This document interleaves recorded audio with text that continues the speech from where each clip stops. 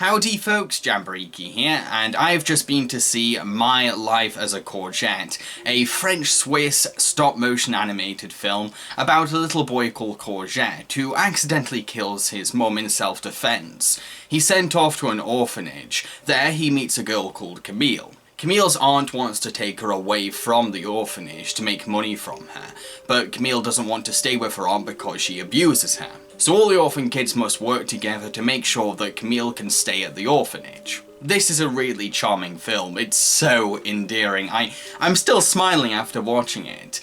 Now, this is a 66-minute film, which might sound underwhelmingly short, but here's the thing. When it comes to making films, you have to think about, well, okay, how long should the film be based on this story? What is a justified running time? And I do feel as if that this film's story fits an hour-long frame. The film's story isn't supposed to be over the top and dramatic. It's a very simple, charming narrative. So the 60 minutes fits. You can tell the story under 60 minutes. The film has this really unique art style to it. It really helps to not only justify the fact that it's animated, but also gives it its own identity. All the characters have rings around their eyes, and they have really strange body frames, but it just adds to the quirky style of the film. The film is both uplifting and somber in tone, which might sound a bit strange or conflicting, but it's true.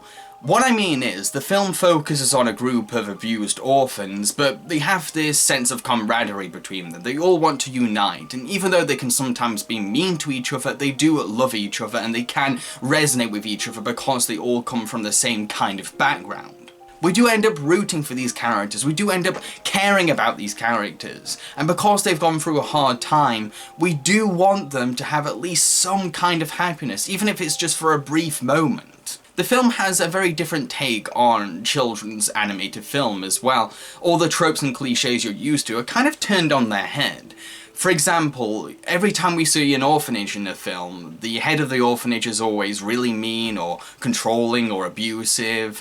And the thing is, when we first see the head of the orphanage in this film, we kind of get the impression that maybe she's going to be like that. She has the appearance of it, but then she turns out to be really sweet. And this orphanage, the people that work at it, are really caring and kind, which is refreshingly different. It's a wonderful, different take on portraying orphanages. The film also has a bully character, but he's not this stereotypical one-dimensional bully. No, he has dimension to him, he is developed, and to be honest, he's probably one of the most badass and likeable characters in the film. He retains his mean spirit throughout the film, but we do also connect with him, and we see why he has this attitude to other kids around him. It's how he compensates for all the hard times he's gone through in life.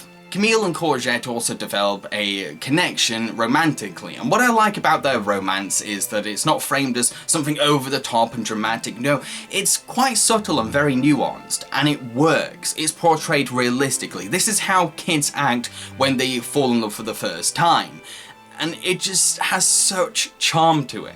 I loved this film. I thought it was just so lovely, so wonderful, and the fact that it's both cutesy and a little dog gives it some edge and personality.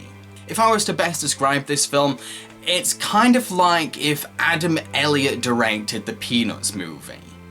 So, if you've seen the Peanuts movie, and if you've seen the work of Adam Elliott, then you'll definitely get an impression of what the film is like. I do encourage you to go and see it if you like simple movies that find the charm in mundane things, a bit like a lot of Ghibli's movies. I've been Jambareeqi, and I hope that you enjoyed this review. If you did, then please consider supporting me on my Patreon. Cheerio, folks.